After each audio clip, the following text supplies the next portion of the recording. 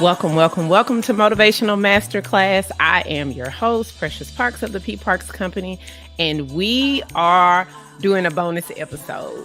A lot has happened in current culture, and we're using current culture to go ahead and record this episode about Will Smith's autobiography. Believe it or not, this was already playing before, what are they calling it? Slapgate happened.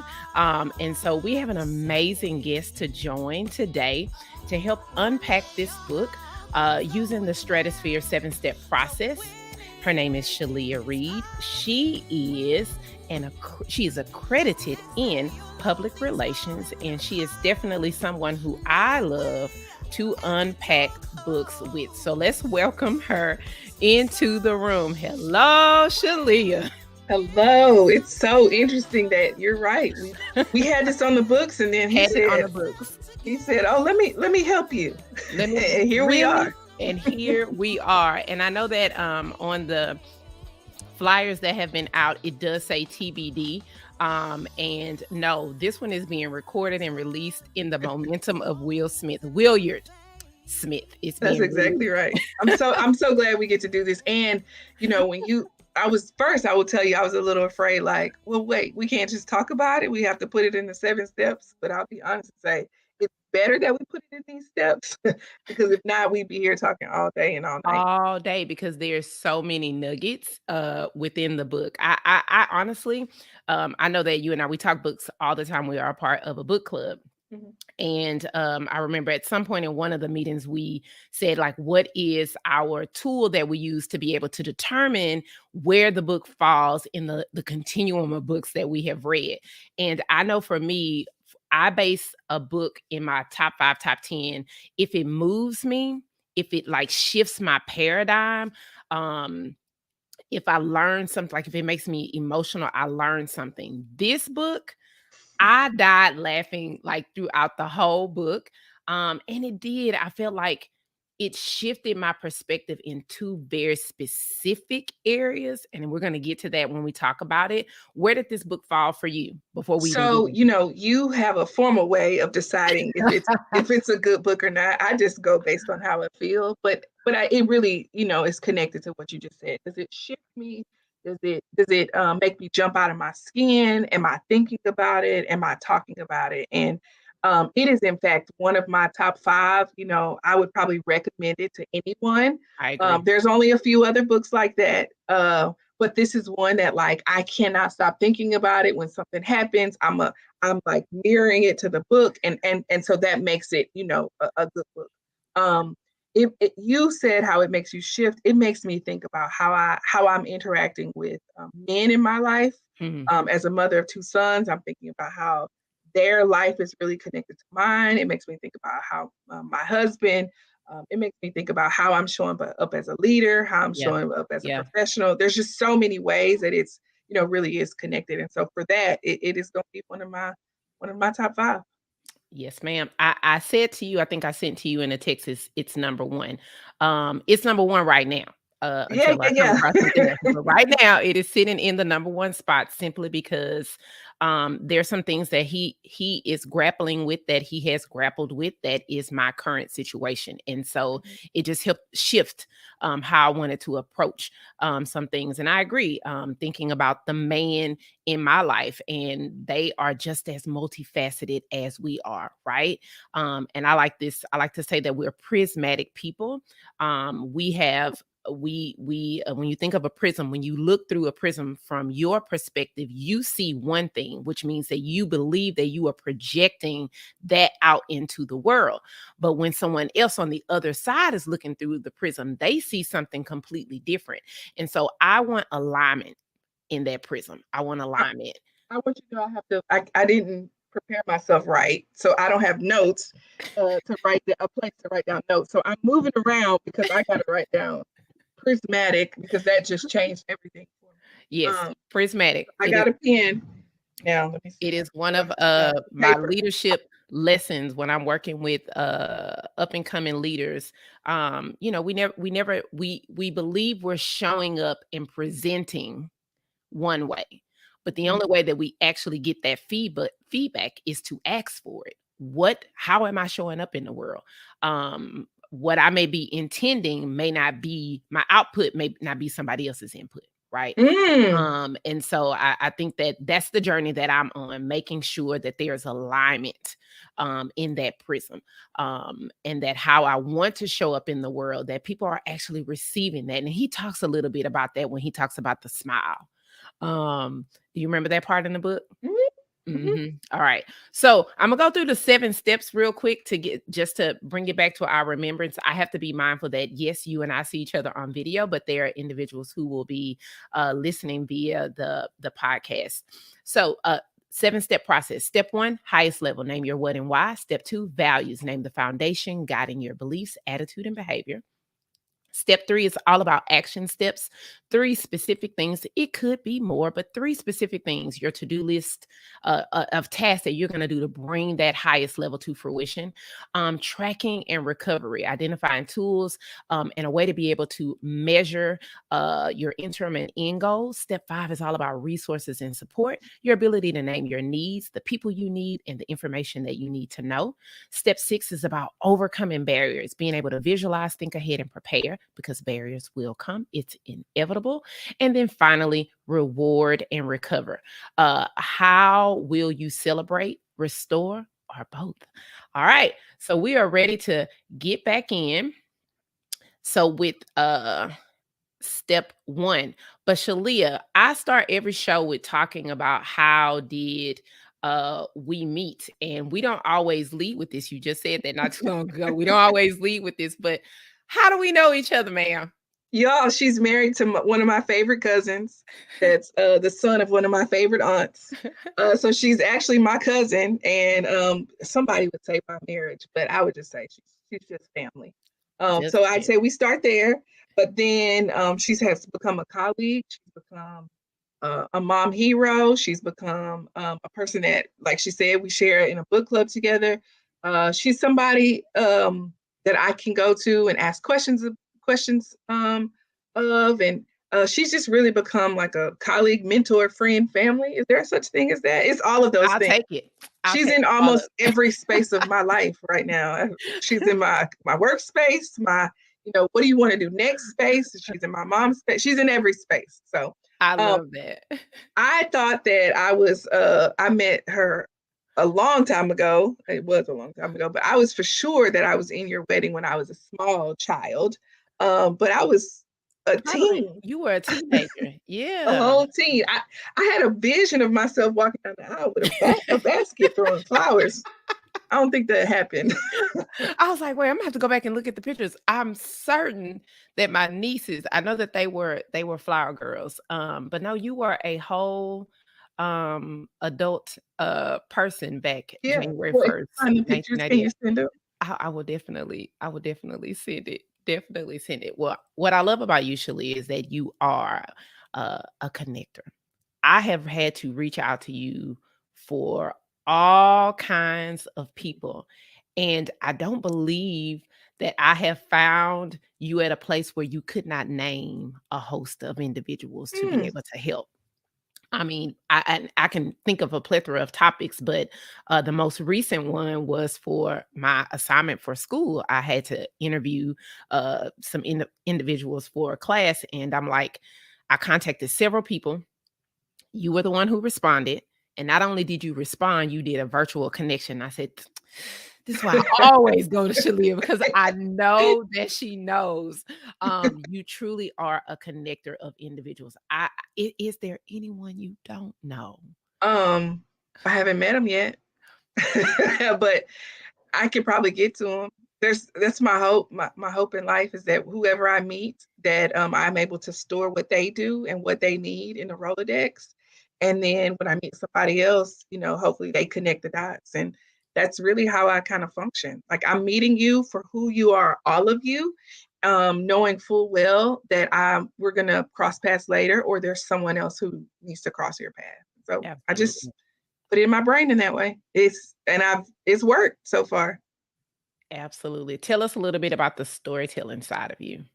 Well, in my real job, I shouldn't say my real job. In my my career, right? Like when I started to pursue, like, what do I want to be when I grow up? I'm a journalist by trade, so I write stories, I report. So yes, if you have picked up a newspaper, I would have been a person who wrote the stories. In fact, I have a couple of front page stories that I've written for the Shreveport Times. I also was editor of the paper in college and in high school. So, the storytelling piece comes.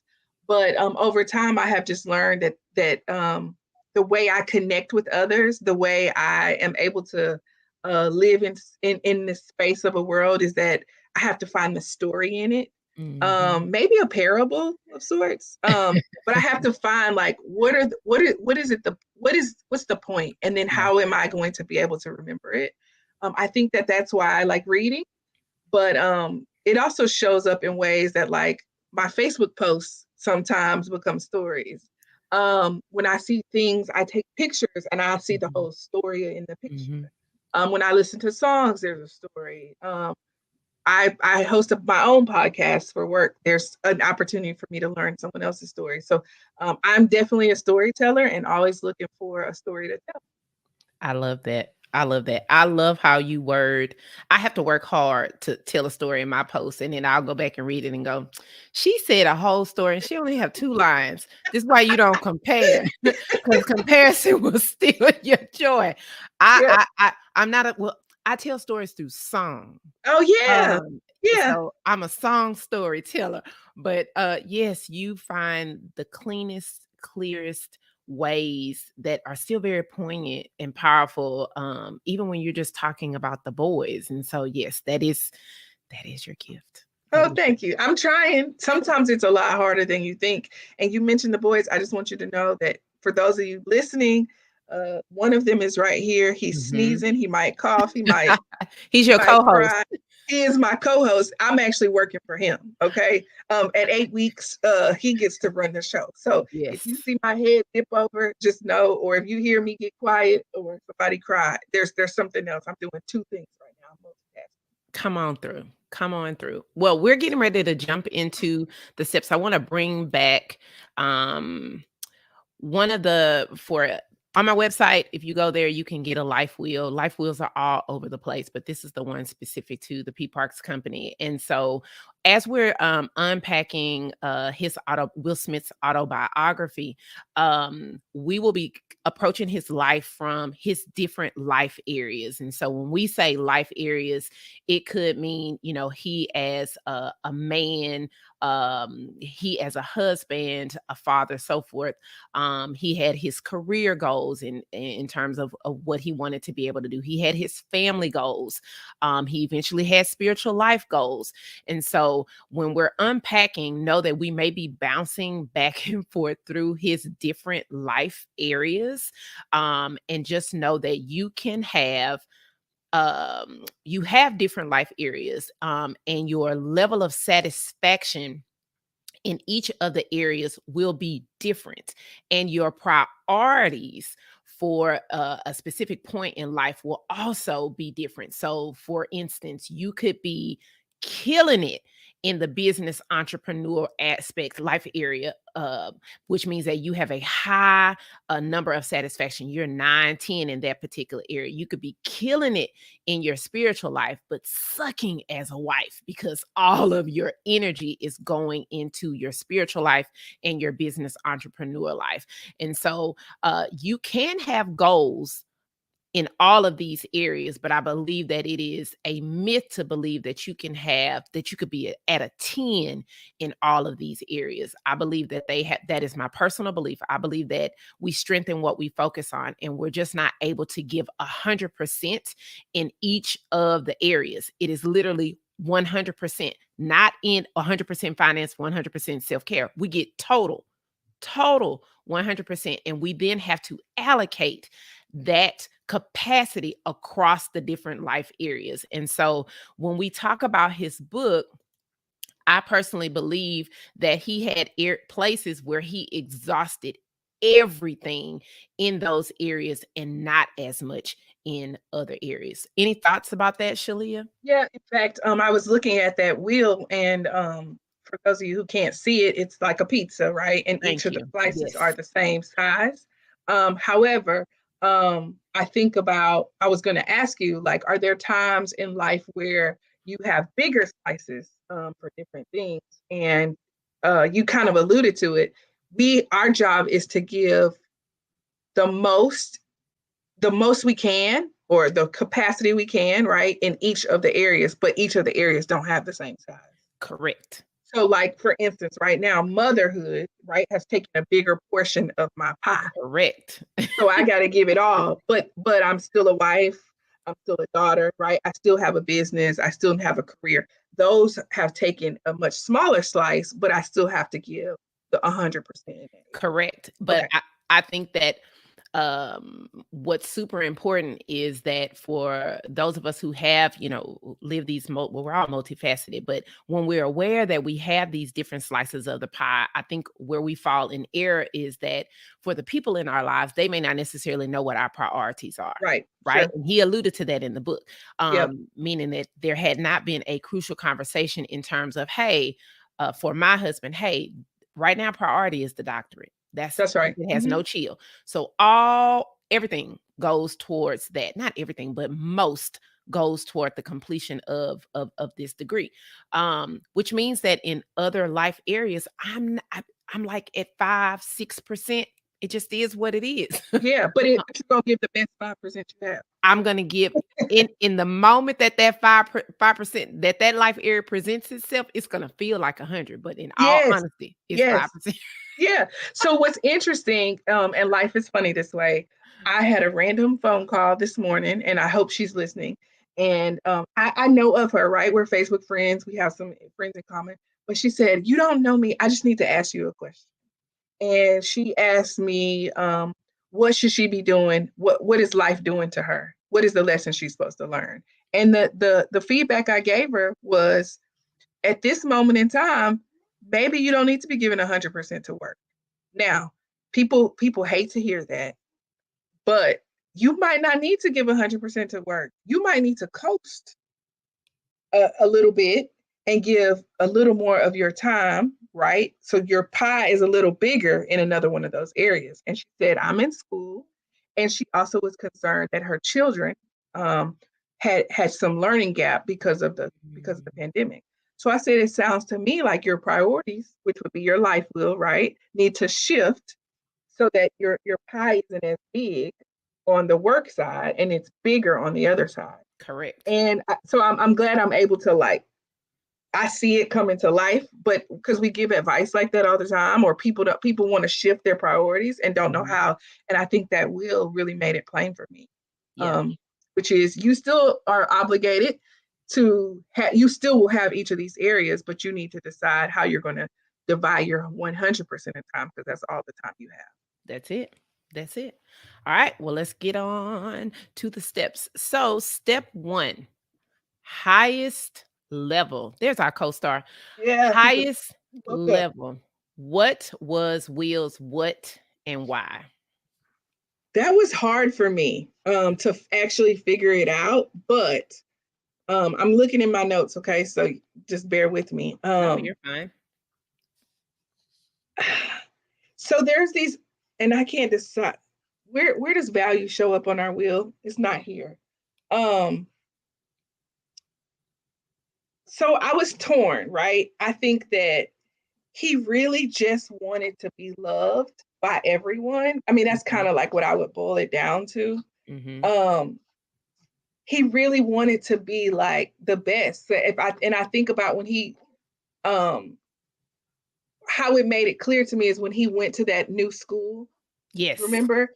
And he walked into the new school, and I think that, he didn't know what he was going into. He was coming from this private education, right? And he was walking into a public school, and he I think no one knew him. No one Mhm. recognized him, no one saw him. Mhm. And when he faced that bully head on, I'm gonna call him a bully. He was really just a regular kid. But when he said he gave that one liner to him, I think that he kind of talked back and was seen. Like, people recognized him.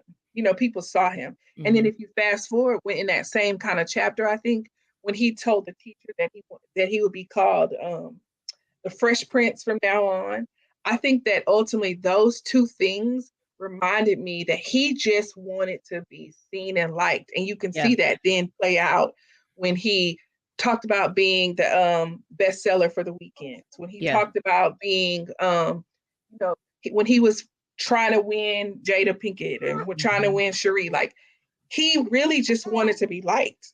Yeah. That's for me, that's what it was. Yeah. So, I have different things here because I feel like at different points he had different goals, and Okay. so, um, uh, in alignment with what you said, on page 1, he literally said that his goal was to hide the coward, to protect Mm, himself from the world. And when you think about that was said on page 1, and then you go through the entire text, that is what he did throughout. He was constantly trying to overcome, to overshadow his fear. And he used other things to hide that, to get behind and basically reposition himself in the world. But ultimately, it was fear, to overcome fear, to I hide it. agree. Yeah, overcome fear. I like it. And he used comedy, he used Yes, rapping, he used all the yes, things to yes, get over it, to hide it. yes, Ooh, yes. I know we aren't there yet and we're supposed to be, but like, did he anyway, I'm at the Grammys. I mean I at know the you Oscars. are. I'm at the You're a Oscars. slap game. So, well, on page 402, um, I don't remember all that was taking place at that point in the book, but he does say that um, what became his focus to hide the coward, it's like he had this endless pursuit to gain, win, achieve, conquer, acquire, and succeed his way to happiness. And I think that he used all of those things, all of his, his music and his movie star career, to move along that particular line to what he believed would be happiness. Yeah. So would you say it's protection and happiness, or do you think the happiness, all those things that he did to get to happiness was really still protecting himself? I think it was both. Yeah. I think that it was, well, later on in the book we learned that, I don't know necessarily if I want to spoil it, but he has his reckoning with the Yes. idea of happiness, right? Hmm. He has Hmm. his moment of revelation of what happiness truly is. But yes, I do believe that in his quest to hide the coward, that was shaped and formed when his dad hit his mother, and his inability to be able to avenge his mother's honor, which also happened at the Oscars, right? He used this as a way, I guess, ultimately to hide the coward, because he couldn't do anything. So I'm so glad you remembered that it was on the first page, right? Like that. I mean, I think it's there. I really do. I think all of those things really just point back to he really was protecting himself from the world. Yeah. And to me, that speaks to it. When I close my eyes and see like Will Smith, I ultimately see him in every capacity protecting himself, Yeah. even in the acting. Yeah.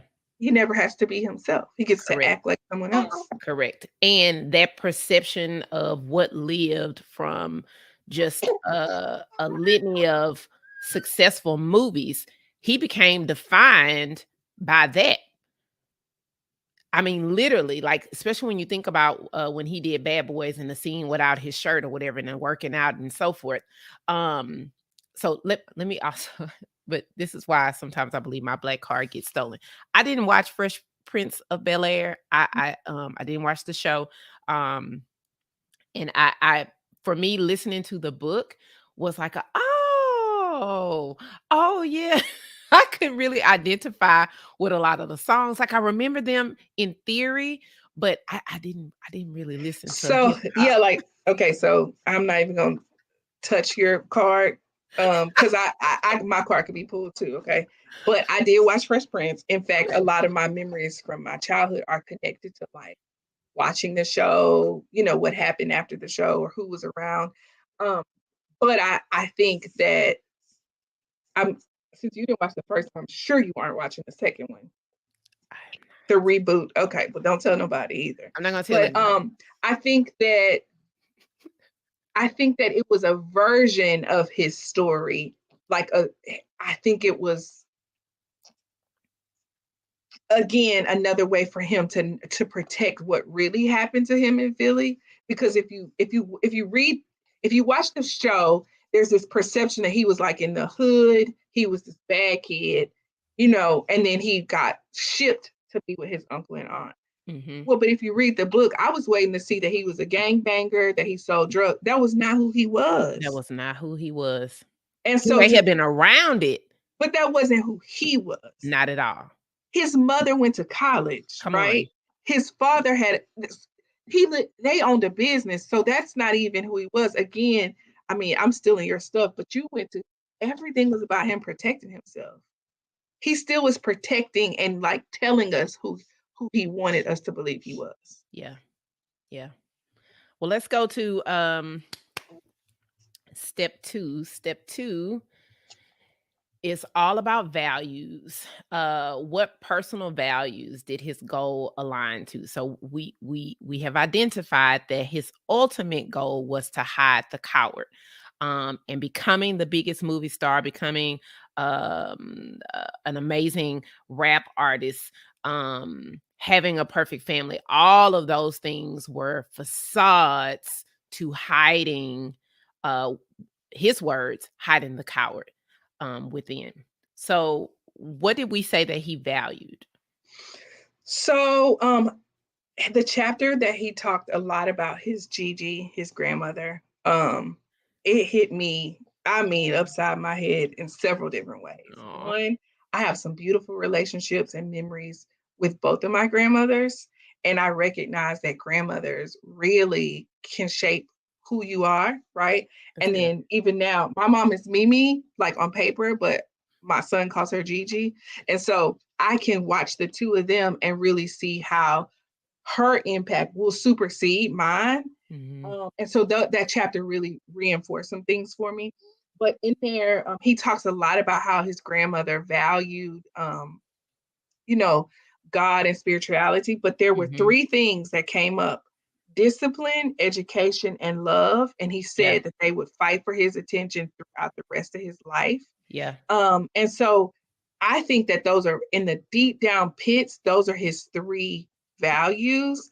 But I think that it's the love one for me that Mhm. I would underline, circle, highlight, and really capitalize. And I think that love, as you know, like covers all things. And that Mhm. would ultimately would have helped him in his need to protect himself.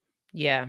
We basically said the same things. I said the theme that I saw throughout, and it kept coming up on different pages, was safety, stability, and love.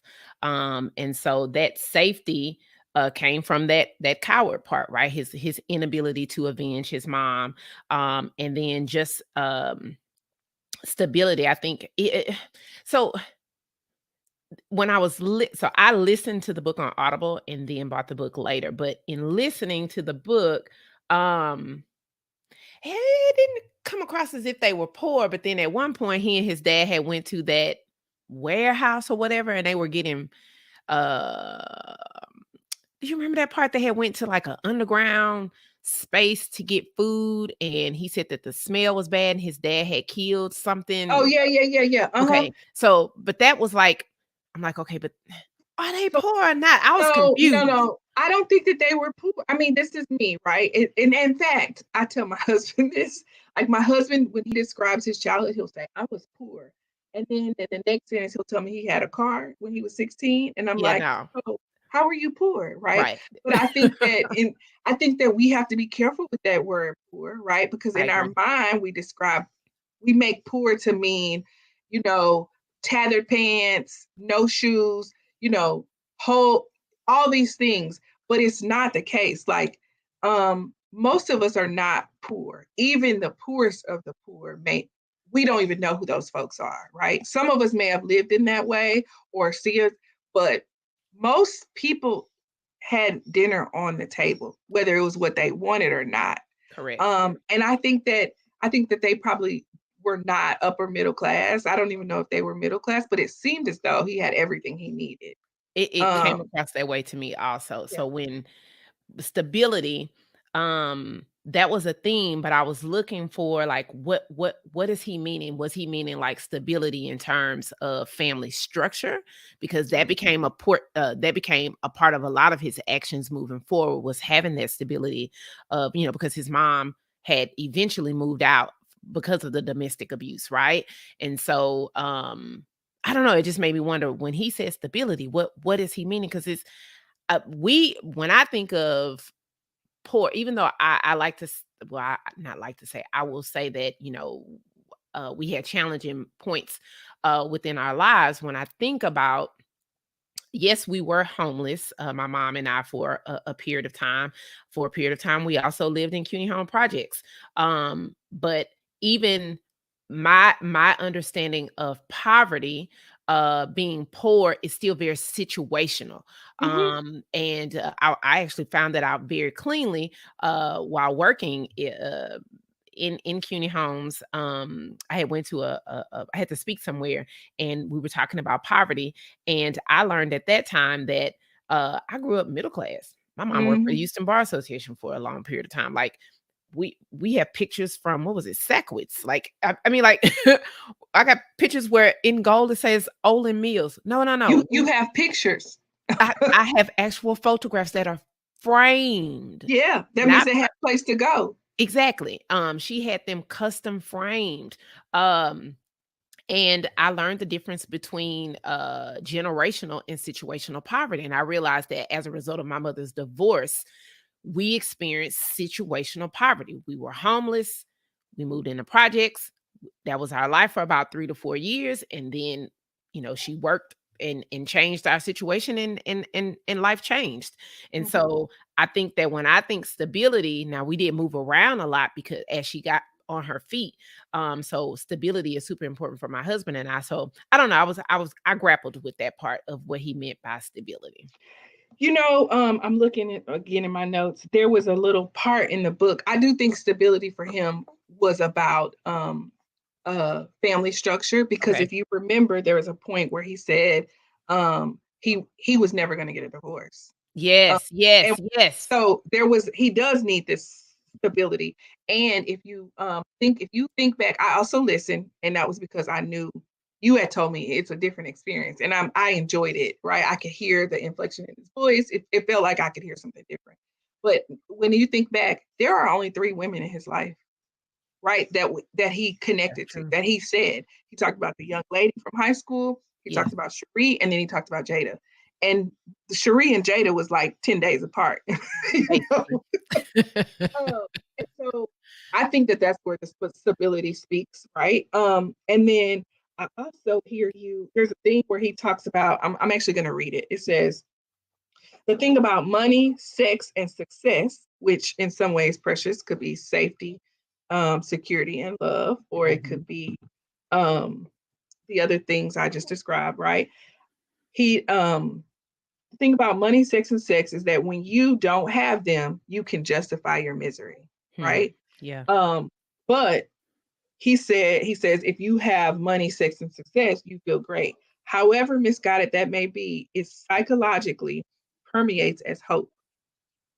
But once you're rich, famous, and successful, Speak. and you're still insecure and unhappy, Speak. the terrifying thought begins to lurk. Maybe the problem is me. Correct. Really speaks back to what we started with. Yes. He's hiding from something. Yes. It's all about that self-work. So this is why the book is sitting currently at the number one spot because of statements like that. Because let me just say, I literally played that sound bit for my husband in bed. I said, I heard something very profound and it's making me do it. It's doing a little bit of mining on the inside. He was like, what? And so I said, for there are aspects of my personality that are like Will. I'm a go-getter. I will not stop until it is achieved. And it works for me in so many areas of my life. But I also struggle with discontent. And so Mm, on my bathroom mirror, I have scriptures about contentment because I don't want to be in a hamster wheel consistently and not savoring life. And so this idea of reading the book to hear that he had the love of his life. He had all the money. He had her lake. Is that what it was called? His property, like the oh Dallas. yeah. Yeah, yeah. He had all of that. And he was still not content. And so I remember sitting outside. It's gonna make me get emotional. Sitting outside in my backyard because it's like, you've got what are you chasing after? What are you chasing after? Because you can have all these things he is showing you and still not be happy. And still not be happy. So, what is the inner work that you still need to do to fill this void? And I felt the Lord going, pick me, Ooh, girl, ooh, pick wait a minute. me. Wait a minute. Okay, go ahead. I just needed a moment. Go ahead. Pick me. Pick me. And so that it's my forever quest.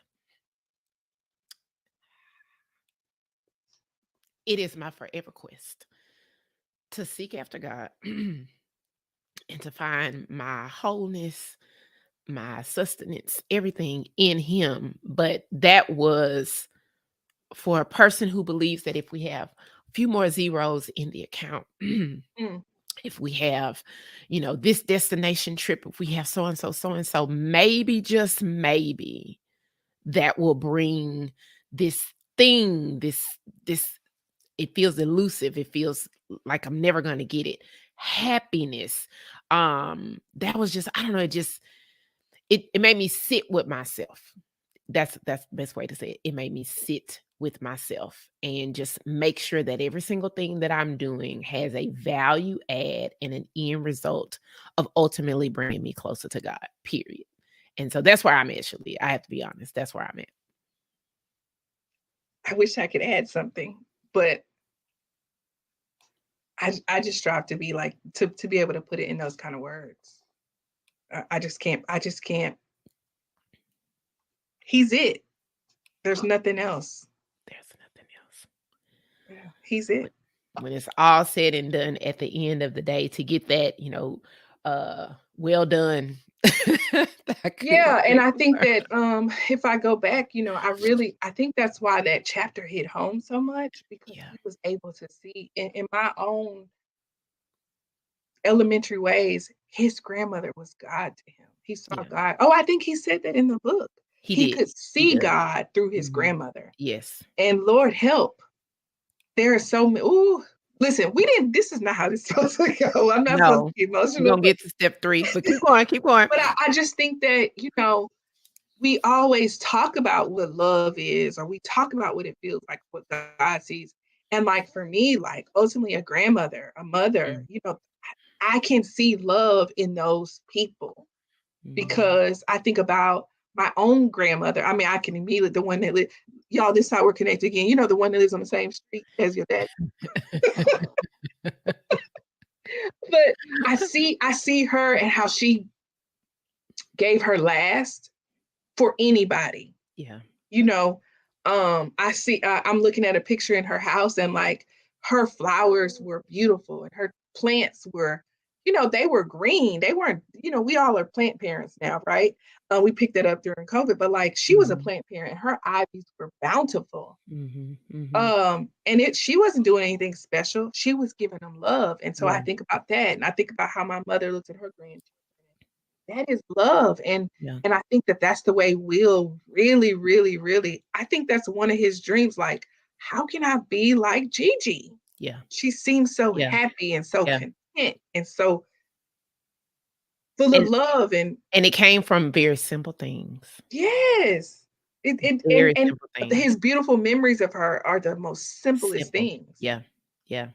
We be this social media has us doing the most, Oh, Lord. and, everything is the most, everything is 10, I mean, and so it just it leads you to believe that everything has to be to that level and to that intensity and to that frequency, and it's just it's not reality. It is just not, reality. Alright, we're gonna go to step 3. This is why the book is so good, y'all. This is why Yeah. the book is so good. It makes you grapple. All right, so step 3 is about action steps. Mhm. So he had very specific things that he did to achieve his goal of being the biggest movie star, and also, being an amazing rap artist and having the perfect family. So, Shalia, I keep compartmentalizing his life in those 3 buckets. Do you agree, disagree? Would you add, or in terms of like those were his priorities?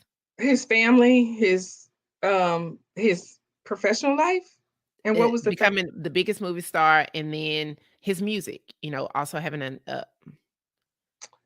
I think that later on in the book, he adds in like some small details, like the dad piece where he wants to be a good dad, and mhm, but mhm. ultimately, I think that those are probably good to for us to use. I wouldn't argue another one.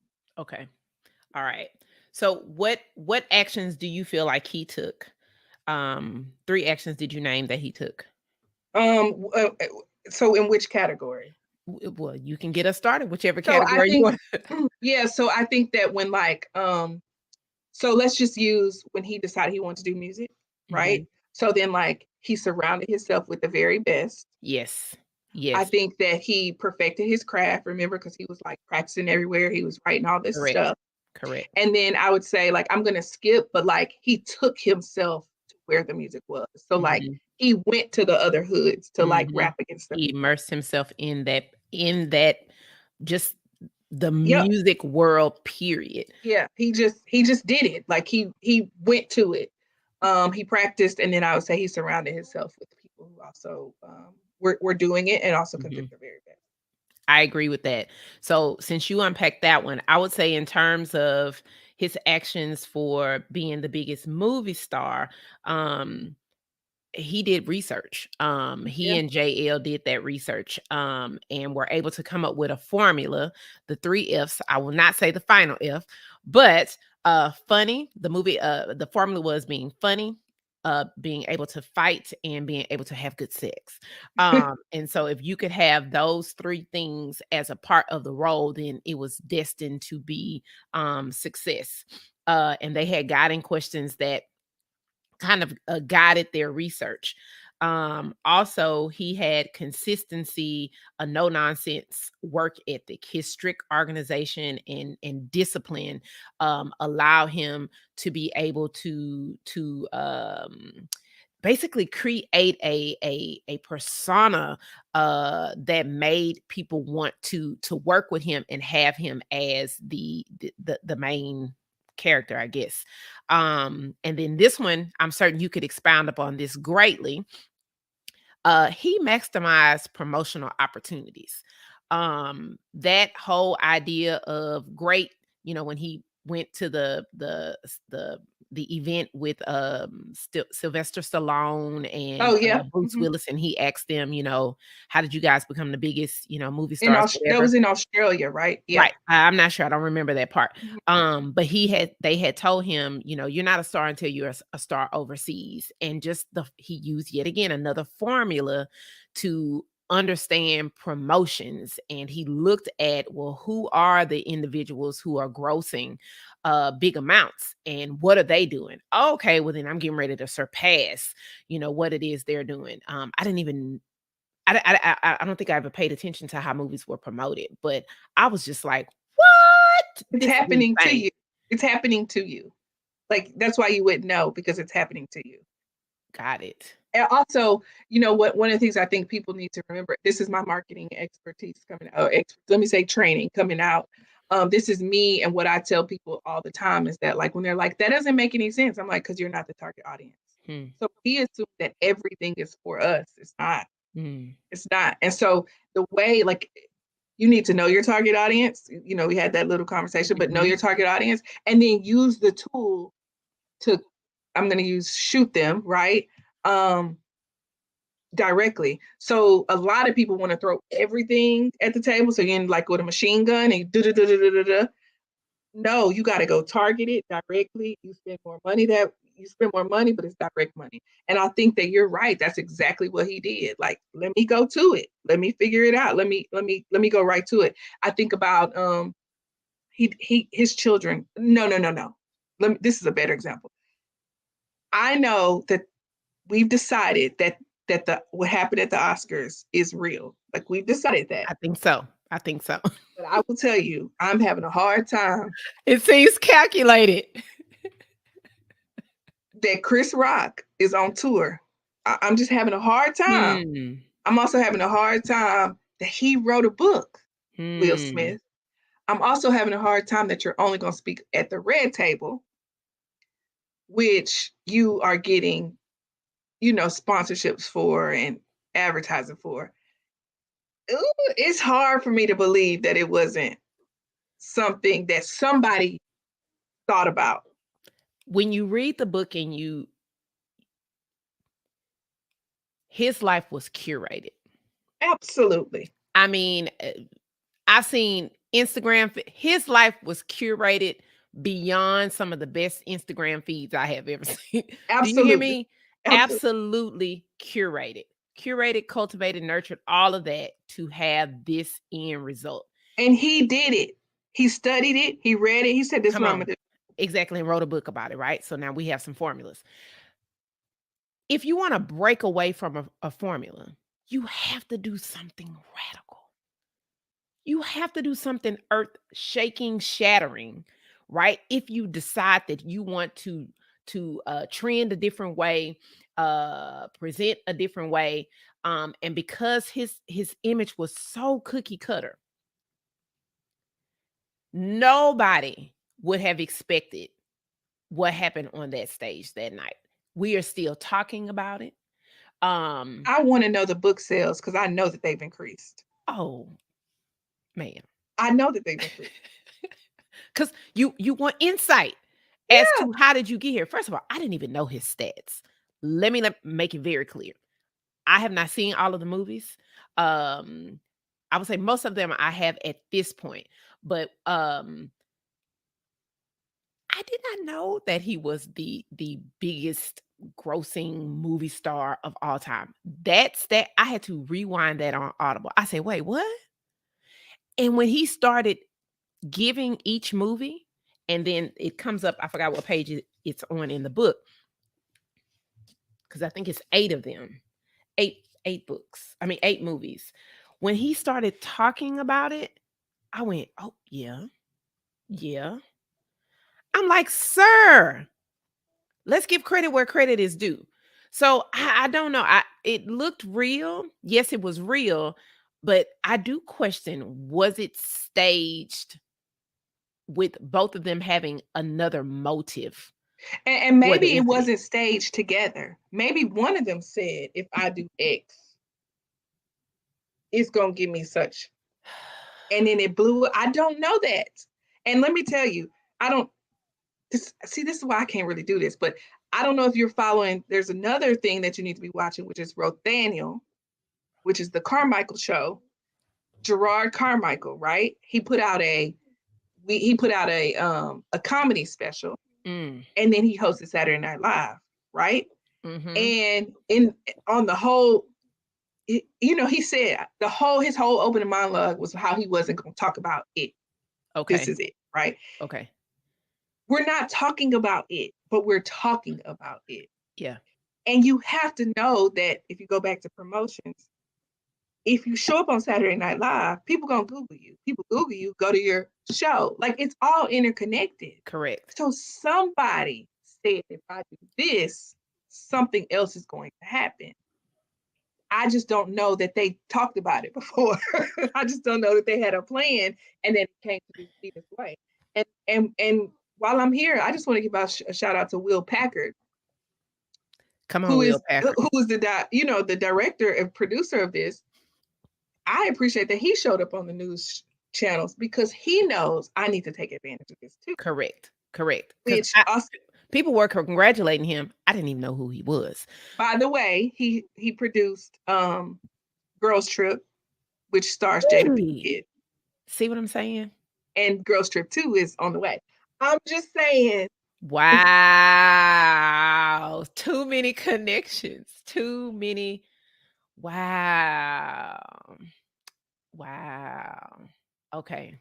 See, I'm gonna have to do a little bit of Googling after this episode because there was definitely some things I did not know. I think that Will understands, and he says it in the book, that he came to understand that he is the product, right? And so by recognizing that, then yeah, the product wanted to shift to be able to do some other things, show up differently. And this kind of aligns with that. All right, well, let's go to step 4. Step 4 is all about tracking and measuring. How did he track his progress? Ooh, oh, that is a major typo. But anyway, how did he know that he achieved his goals? And so I'm not sure if he had a number in mind. I think that he just had an end result. I just want to be the biggest movie star in the world. What would you say? So I will be honest and tell you step 4 is the hardest part in my own personal life. And so I recognize that even more. It's hard, right? It's hard to track and measure because when you're tracking and measuring, you're saying I did or didn't do something, right? But I will say for me, I don't know either if he said overall I want to have 27 block. I don't think that. I don't I know. agree. I think that he said I want everybody to know who I am. I agree. And you gonna think about me, you're gonna talk about me, you're gonna represent, people will know me. And I think that happened. I think we also see, if we go back to, he wanted to have all the money. There was a point in time where he wanted to have all the women. He just wanted all the things. And I think that by we know he's achieved that goal. But the real question is, it goes back to you, number 2, I think. Did he really achieve his goal, right? Like, is he achieved the goal of being successful, but Yes. he's still searching for something. Yes. And so he hasn't quenched that thirst yet. Yes, that whole idea of he says it on page 402. This is at the end of the book, that I believe that his quest now is inner peace and fulfillment. And that as a result of working with his therapist, let me say it again, Black men, working with his therapist, he and his therapist, I'm not sure where he is in life now, but they were they were working on his ability to explore, experience, experiment, expand. And so I think that he had some goals back then, but because he's achieved some of the stratosphere, Right. in terms of his movie star and music, but he has not achieved the stratosphere in terms of just his inner peace and fulfillment, because that is inward. That is definitely not outside of us. So I'm looking back at your pizza pie. So his pie is shifting, right? So Yes, maybe it's not professional anymore. Maybe it's the personal side. I agree. That whole personal self-development. Yep. Let's go to step 5. So step 5 is resources support. What did Will need? What did he have to research? Who did he have to ask for help? And we've said that a lot. How would you wrap that up, Sheleah? Yeah, so actually, the one that stands out for me is his introduction to Quincy Jones, which is kind of what catapulted him I agree. into stardom. I'm guessing, Precious, have you watched the Quincy Jones documentary?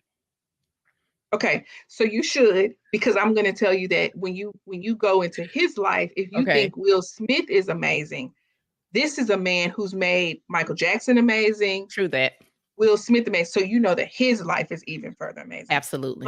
And so I think that I wrote something else down, but generally speaking, I think that he ultimately Quincy Jones was a connector, Yeah. right? Connected him to something. But I also think that he told him that right now is the time. Like he helped him to recognize that. And so Yeah. that was when Will Smith came to his party and was randomly at this man's party, didn't know him from Adam. And then Quincy Jones said, you should audition for Fresh Prince. And he was like, well, I'm gonna go home and prepare. Mm-hmm. And Will Smith Mm-hmm. was like, no, the time is now. Like, you don't have time to think about it. So I'm going to what I wrote down, which is specifically from the book.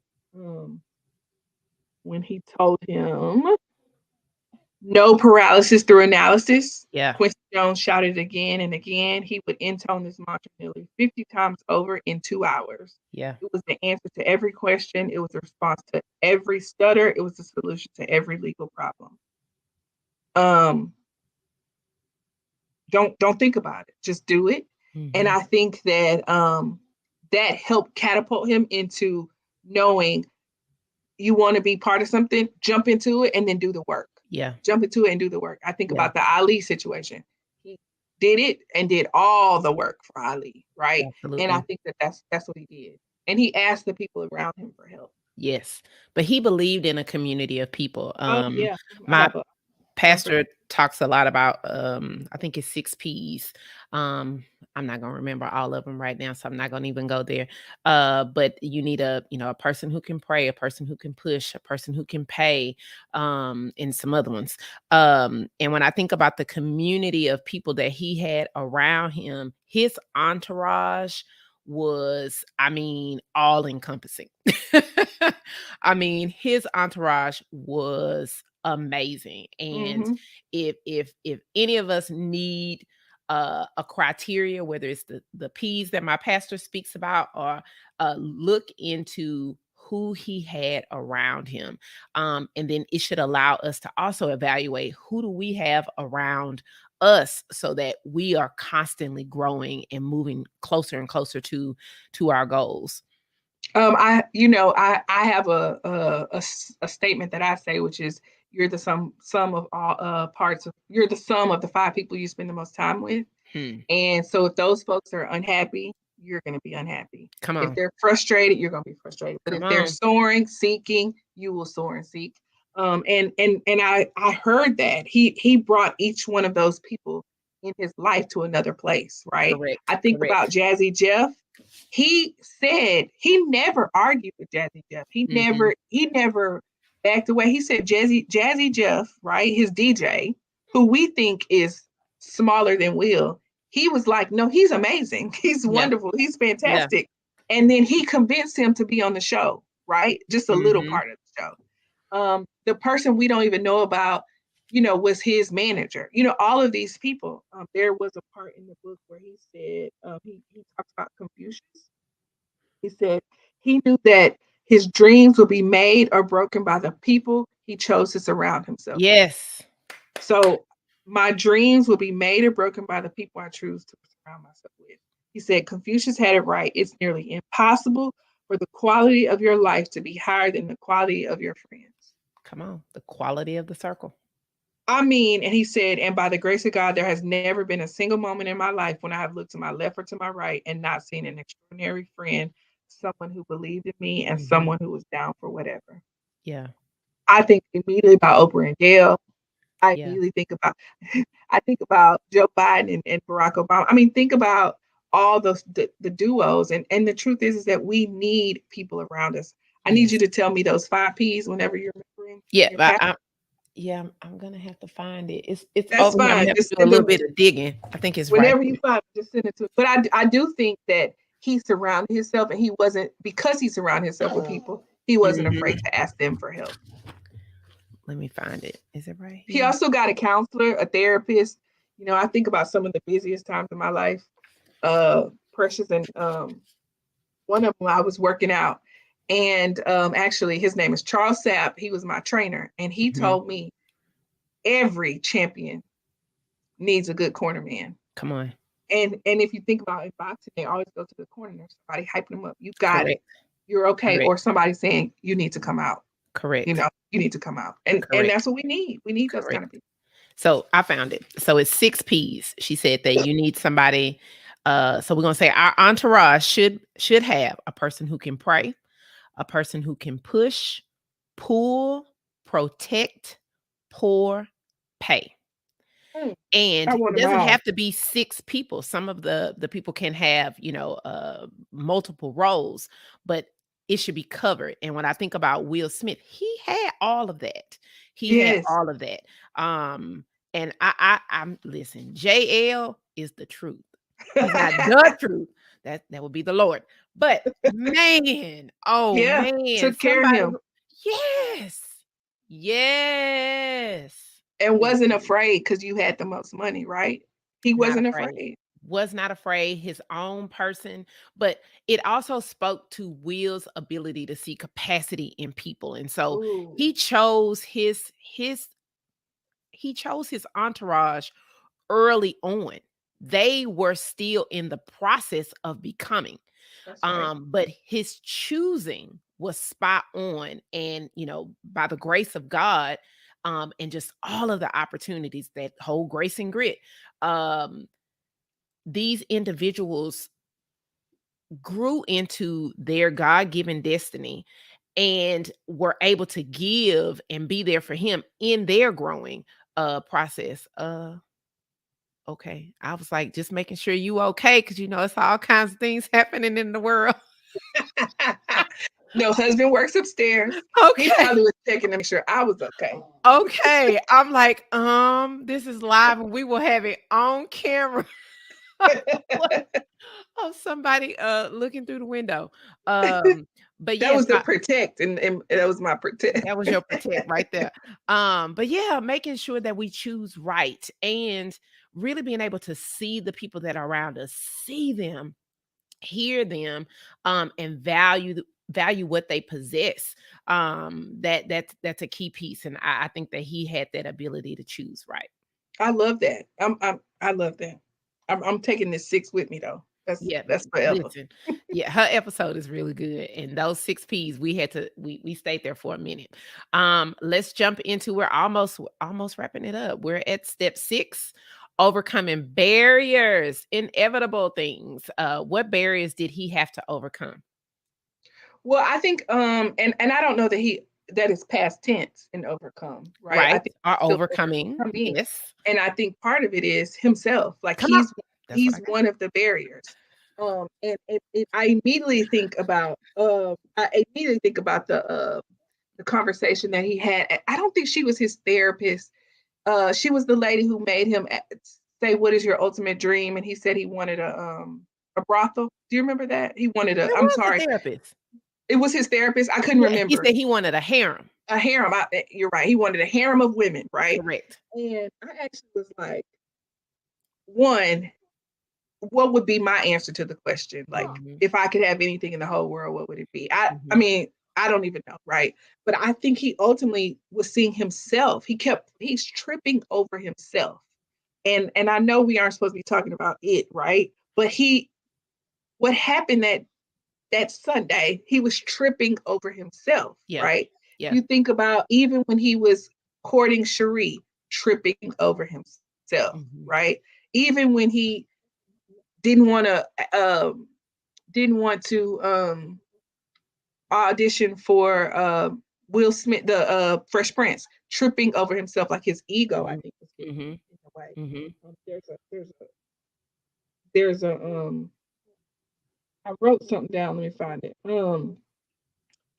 The thing says, I was raised to believe that I'm inherently equipped to handle any problems that may arise in my life, racism included. Some combination of hard work, education, and God would topple any of all these obstacles. The only variable was my level of commitment to the fight. And so I think that it's still in him and that he's got to figure out how to get over them. But in every Mhm, single situation, in my opinion, mhm. it was him that he was the barrier he needed to jump over. So I put himself. Oh, look I at us. put. I actually have 4 bullets. So I put himself, fear, himself, trauma, and his past filters that were coping and survival mechanisms. I put his formula and curation because he specifically said that I'm running my life as if it's a fight camp. And then just his previous lens. When I think about when they were, I think it was he and JL who were in the meeting with the person from the movie house or whatever, and he was standing up, and they perceived his standing up and walking around as a posture of fight.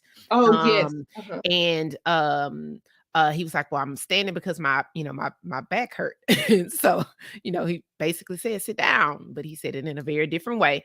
But our inability to be present in the now, and even though he had made so much growth, his previous lens was a barrier for his ability to see things differently. This is not that situation, but you are summarizing it to be that. And there were so many other what's the right word I'm looking for? There were so many other really, I can't think of the word, sights, things in his line of sight to where he could have summarized it completely opposite. But that lens allowed him to see it as an intimidation tactic. This person is coming after me tactic. And it when I was listening to it, I'm going, are y'all crazy? What is happening here? Well, but I think that again, him, right? And he always sees it as somebody is coming to get what he earned, gained, or challenging him. Yeah. And I think what you just said is he's always seeing it as something. He's always seeing it as his father, Mm. or how he couldn't stand up to his father, or how he Yeah. couldn't protect his mother. Everything in his life, even you go back to the birthday party for Jada, like, Oh. he did all these wonderful things for her, right? One, they already quadrillionaires. You got everything you want in life, but then you're going to do something else. But I think that was also him, like, trying to fulfill something he didn't do for his mother, right? It's always there's this, he's pouring into a vessel that has a hole in the bottom, but that's not even a vessel you should be using. We already put that one up. Like, most of us have moved on from it, but you're still there. And Yeah. so for me, it's that trauma you said, it's his lens, it's all those things. It's Yeah. him. Yeah. I mean, you've done everything in the whole world. Everything. Everything imaginable to anyone. But let's stay with this barrier thing. So with the Jada and the 40th birthday. And so I texted you because I was listening to that part at the moment. And I'm in my car. I don't know where I was, but I know I was in my car, and I'm just like, oh, I wish Donald would do that. Oh, I wonder how I could give this little part of the book to Donald because I want that. I want to experience that. Like, that was my love language. Gifts, that's my thing. How he planned her birthday weekend. I'm like, if my husband did that, I would have been like, I would have lost it. And I text you because I was upset at Jada's response. I'm like, girl, what is your problem? If my husband did that, I would be so and so, so and so, so and so, and blah blah blah, yada yada. And you said what, Sheleah? I don't even remember. You What don't did I remember? say? OMG. So you said he is she deserves to be loved how she wants to be loved. Oh, yes. He is loving her how he wants to be loved. He wants to be loved. I can see Yeah. that. I mean, we share the same gifts. Gifts are one of my love languages. The other one is acts of service. I don't have to spend no time with you. You don't even got to touch me. But if you wash those dishes, you can have whatever you want. You put some gas in my car, baby. Come on. I give you some kids, right? And I think that in that moment, he was not listening to her. Yes. He was not hearing her. Yes. Right? He was hearing himself. Right. It goes back to what you said. It's him. It's him. He's in the way. my husband is a simple man. Simple man. You see how he Mine sort of too. protected me? Yeah. Mm-hmm. He just wants some food in the house. He don't care. I told him the other day, I said, you will eat leftovers for 600 days. He said, I eat it. He had yesterday for lunch, because he works from home, he had two kolaches, uh some taquitos in the freezer, and my oldest son, he had two nuggets left over. He ate that. He was content. He It was was happy because for him, it's right here. Like it's self-contained. It's food. It's nourishment. And so I have to recognize, even when I want to go to the grocery store, I want to make this fantastic dinner. He just needs nourishment. That's it. Me, you better take me to Steak 48, right? Listen, Like, and buy listen. me and put some in an envelope and have it at the maitre d to get. Come That's on. what I need a I little need more. all that. I He need just all of wants that. he just wants the small stuff. And so we do have to love people the way they want to be loved. And I think we're using love in the sense of like our husband and wife, but that's how we serve our friends. That's how we serve our family. That's also how we serve our leaders and our Mm-hmm. coworkers. You know, Mm-hmm. my my boss is complicated. I mean, most of us are, right? Mm-hmm. She wants things how she wants them. She has a Mm-hmm. perception. And Mm-hmm. most of the time, I can tell you what's going to happen because that's how she wants it. But Yeah. many of us are trying to be what we think or support people how we think. I think about all the salespeople that call and want our school district to purchase their stuff, and they're sending things, or I'm going to take her to lunch, or do you? And I'm like, none of that's going to work. And people would do so much better if they just found out what a That's it. person needed. Exactly. And in all of his research, it didn't appear as though he researched his wife. No, because unfortunately, his wife fit a piece of the puzzle for him. Mhm. I mean, she fit a piece of the puzzle. And I don't think until now he's researching her and understanding I agree. how complicated she is. Yeah. Yeah. Yeah, I think that's unfortunate. And I Mhm. don't know if you've heard this before, but most men marry Miss Right Now, not Mrs. Right. Have you heard that? Mm-mm. Say it. So they get their life, men get their life together, they get their job together, they get their housing, they get their safety things together. And Mhm. it's the Mhm. woman that they meet in that frame that's perfect for him. Mhm. Not the woman, she could have had all those traits before, but he wasn't together. Yeah. And so she might have missed him. But I think what I'm trying to help people to understand is sometimes people are in the way of their own success, and you um might be on the dirty side of the consequences. Yeah. Like, so it's not you, it's the time, or it's It's the not you, time. it's the situation. And in that case, I like when he described Cherie and their breakup, there was nothing specific about why they broke up, why they got a divorce. It just wasn't the right 'Cause it time. definitely seemed as though it could have worked, right? Yeah, She made it very clear about what she needed, but because he was so, he wasn't uh ready to give it to her. yeah, and he was focused on his formula of life, right? And, based on the viewpoints that he offered from the book, she was very simple. She came across as very simple. She did not want all that limelight. She didn't want all that fanfare. She wanted to raise Trey. I believe that's their shared child. Hmm. In the most simple way, possible. She wanted him to have as much normalcy as possible, and nothing about how Williard wanted to approach life was going to be normal. No, there was No, no no, no. mediocrity. No, no. It was go big or go home. Exactly.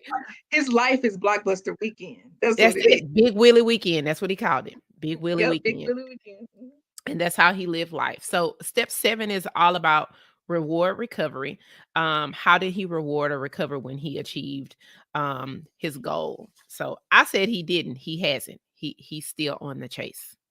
I would agree with you. I say step 4 was hard for me. It's hard, but step 7 is probably the hardest because if you are constantly seeking, right? Which I think is where he is. You've never reached the goal. Yeah. So I think we talked about that a little bit. Like he can have all these blockbusters, but for him, he's not reached the pinnacle yet. And Yes. so he's not able to reward himself. Yes. Also, if you live in, how do I want to say this? If you live in the overflow, maybe like if you're always living at the top, you're Mm. always winning, how do you say that you've won? Does that make sense? Like when did Because he he hasn't. fail? Yeah, exactly. So how does he know? How does he compare? Because there are some movies that were flops for him, but does he see them as flops? I don't know. I live my life in a gap analysis model. So let's see. Um, and I've had really high highs and really low lows. So I can clearly see the distinction between the two of them. I have not had a run of success the way that Will Smith has. And so for me, the wins, I can really savor the wins because I know lows. And I feel like his that's funny. Um, I feel like his first real heartbreak was the divorce. Well, no. Being cheated on Oh, by the girl. by the girl, the divorce, losing his dad.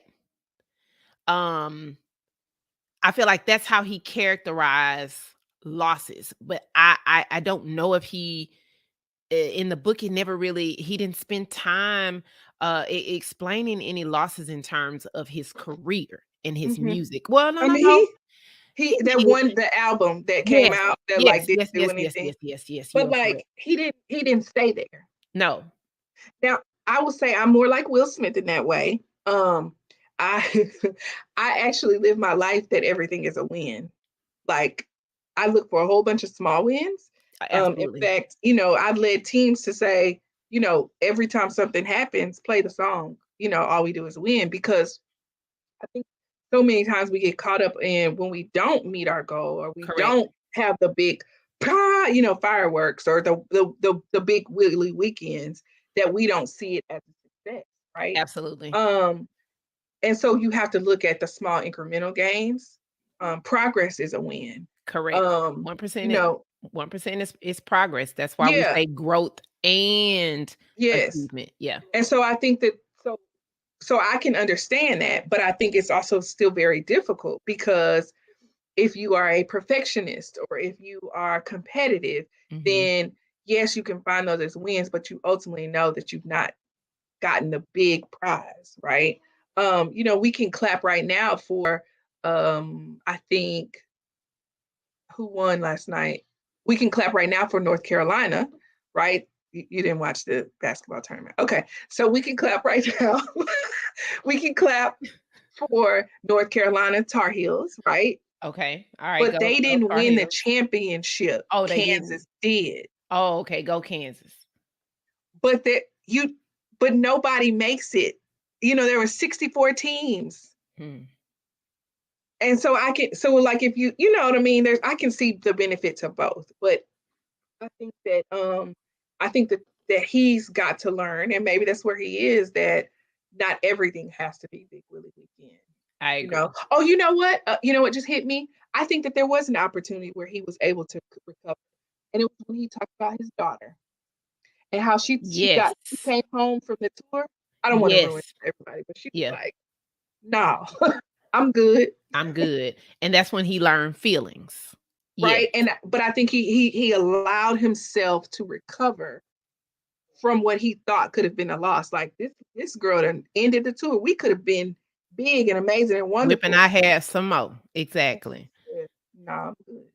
I'm good. Yeah. And Yeah. so I think that maybe he did see there's an opportunity for him to recover.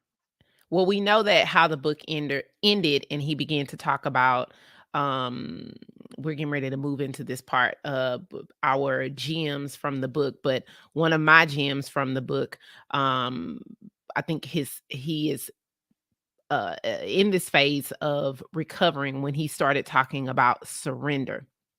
and it was on page 386 where he says he learned that stopping was equally as powerful as going, Mm. resting was equally as powerful as training, silence was equally as powerful as talking, letting go with letting go is equally as powerful as grasping.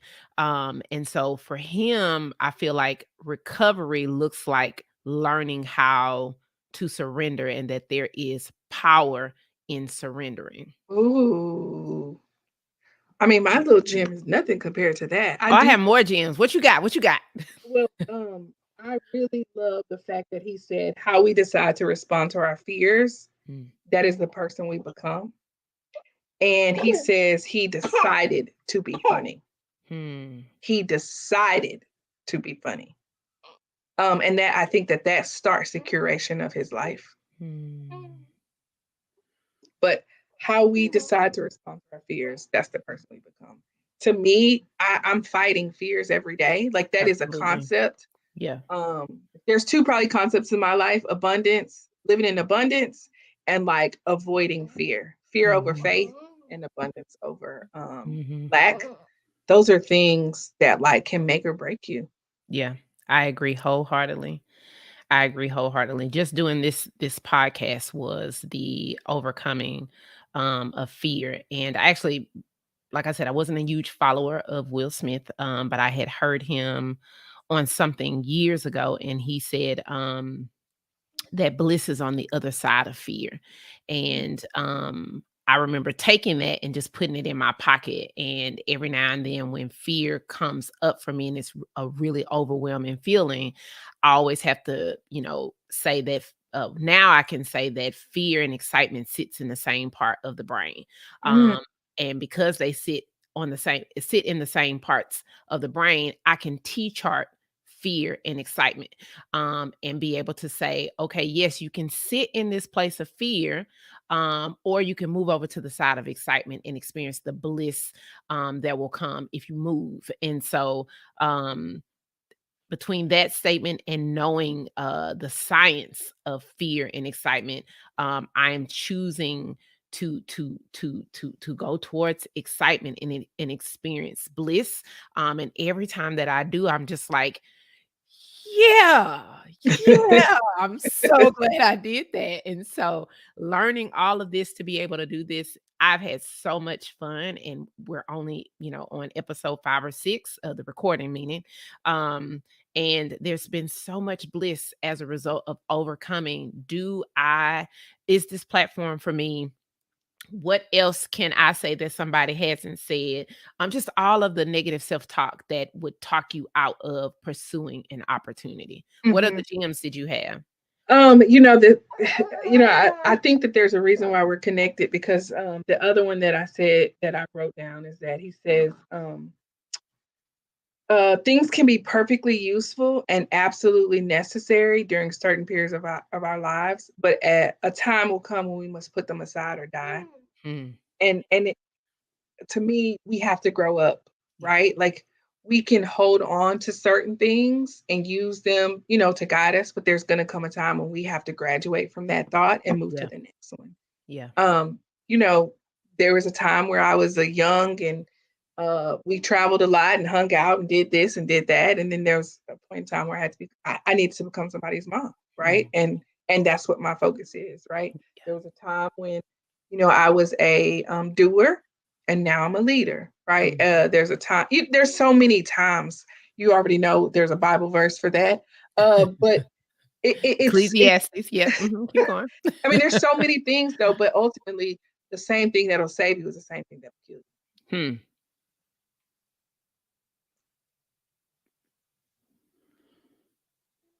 you. You stop talking. Yeah, I'm pondering that. I am pondering that. Think about food. Yeah. Oh, I'm that's where it went. Think Absolutely. think about alcohol. Yeah. I mean, addiction is real. Yeah. Some people use alcohol to get them through a moment, Correct. and then they get out of the moment has passed, and they're still They're going still back to there. the bottle. Yeah. Mhm. Yeah. Yeah. Yeah. That is. Yeah. Excess, right? It is the inability to have that discipline. Whew, yeah. Well, there's a point in time where you're holding on to it, but then you got to let it go. Yes. Well, he says he has that one statement. He says knowing your ending period, right? And the idea that seasons of certain things end. And when you know you're ending, you can end it gracefully. You can end it with dignity. And so yeah, it kind of goes with that. I think about this social media post. I think you posted it or I posted it, but we had a little celebration in the DMs where it basically says, you have to know when to stay and when to go. Yeah. And like also, I think the piece for me was to know the difference between the two. And it's difficult. Like, when do you stay? You know, even when it's hard, sometimes you just Mhm. need to stay. Mhm. But also, when do you go? And I think that you have to know your endpoint. I think Will Smith he's really brilliant. He Um, is. He is. He and, really is. and I will say that his statement, in my opinion, the statement that he wrote could be him telling you he's done. It could be the period in his story. Hmm. I don't know, but that's what I kind of lean that way when I read it. Hmm. I would say that the there were so many shifting statements, but the one that I want to close with in this section is from page 402, and it says that there, and then it goes back to my issue of contentment versus discontent. And it says there are no relationships, careers, or houses with a name that can fill the whole period. Hold on, I think when I wrote it, it did not I do dictation. And so a lot of times I don't feel like typing. Let's see. There we go. There are no relationships, careers, or houses with a name that can fill the whole. There's nothing that you can receive from the material world that will create inner peace or fulfillment. The truth is, the smile is generated through output. It's not something you get, it's something you cultivate through giving. In the end, it will not matter one single bit how well they love you. You will only gain the smile based on how well you love them. I love that. It's it's the for me, I would say that I keep my hands open to give and to receive. And ultimately, those are the things that make my heart happy.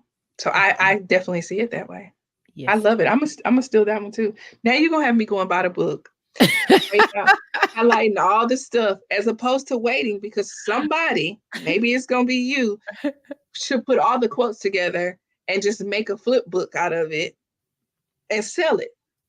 Listen, this text, besides the Bible, lots of gems. I would say that for anybody who's going to read it, you have to listen to excuse me, the Audible, because it's him and their songs, there he does voices. Like, it is extremely entertaining. It just absolutely is.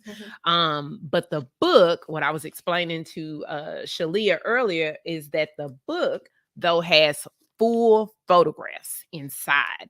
So a lot of the people that he alludes to in the text, you get to see pictures of them and just pictures from throughout his journey. And so it's almost like you need both. You need to Yeah, listen to I it, gotta go get the book. and then you need the actual book.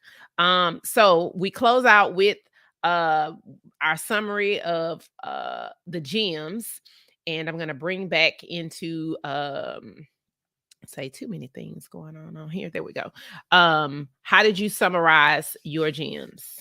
Yeah, ultimately, and this is one that I've kind of picked up, and so I probably went into this book looking for that, which is do you. I think that you are the sum of all of your parts, and everything that happens to you along your journey prepares you for the next step in your journey. And I think that we would not have the Will Smith we have today if he did not have the experience he had in West Philly, if he didn't have the relationship he had with his father.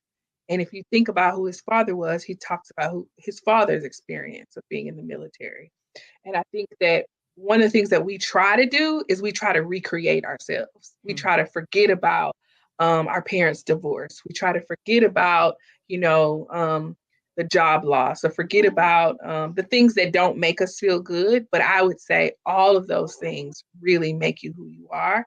And the way you really, really, really, really win in life is by being your authentic self and simply doing you. And I think that that's when Will begins to do him is when we will really be able to reap the benefits and really see the Willard Smith that we all can learn from. Yeah. Yes, we basically said the same thing. It's semantics. You said do you, I said no, you be you.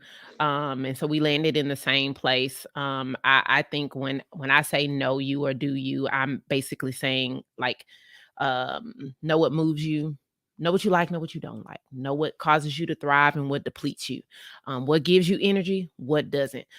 We should clearly be able to state those specific things, knowing, what do we want? And we may not be able to fully articulate it, but that's the quest, is to be Yeah. able to name what we want. Who do we belong to? So I believe in Jesus Christ. Amen. And so knowing who I am in God and being able to sit confidently or stand confidently in who God says I am, what it means to be to be a part of his kingdom, and then fully living that out, sitting in the space of grace and grit. I believe that God has overwhelmed us with talent, skills, and abilities, and he gives us opportunity. We've got to move into those opportunities. And so we basically said the same thing. And so us being able to sit with ourselves. I was telling somebody yesterday that I have a pet peeve. I used to always be on the phone, Sheleah. Always. It was like I could never be in a space of quietness. And so I would get mad that I would call different people and nobody would answer the phone. I'm like, so I ain't nobody to talk to. I don't have anybody to talk to. And I learned that I learned that I struggled with just being with me, that I struggled with silence. And I can't put a year to it, but it's been a number of years. And now I do not like talking on the phone. I do not like talking on the phone. I don't like a whole lot of noise. I am so content with myself. I do like hanging with people by all means. But I love extended periods of time with just me, myself, and I.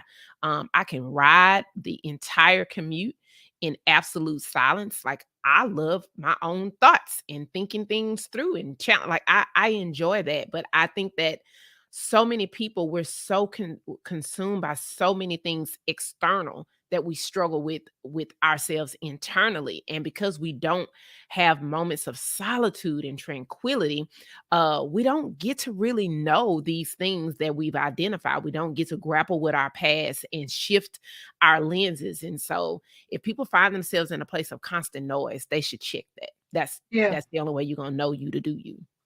that's good. I love it. It makes it's crazy how life like who knew that? I mean, we didn't nobody knows this, but we didn't practice before. We didn't even really compare notes, and we're saying the same thing but so far apart from each other. Our experiences that we're bringing to the table are different. I know that, I said that you're in each part of my life, but it's because your perspective is different than mine, and yet here we are with some common themes and ways of getting it done. Absolutely.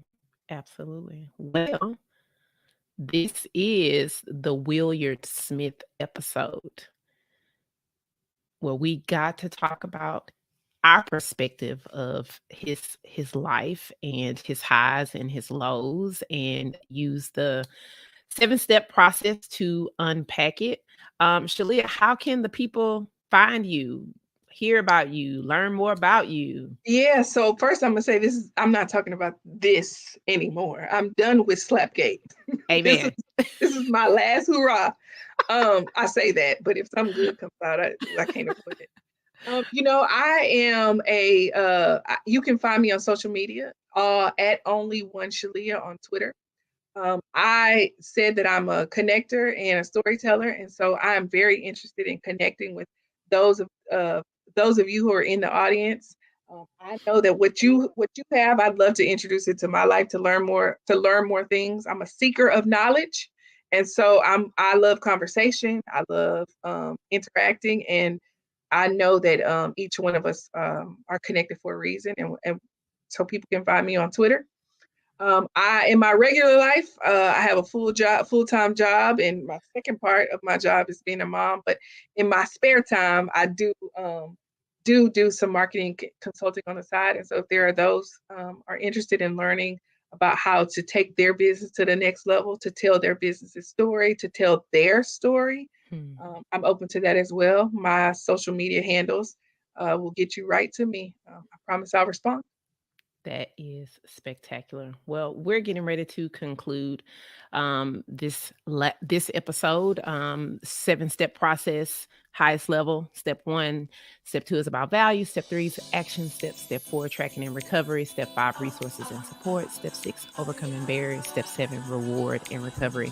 If you want to stratosphere in any life area, you know how to reach me, precious-parks.com. You know how to find me on social media. Everything is Precious Parks or the P Parks Company. I would love to help you be able to stratosphere, live your highest level. So we thank you for listening, watching to this episode.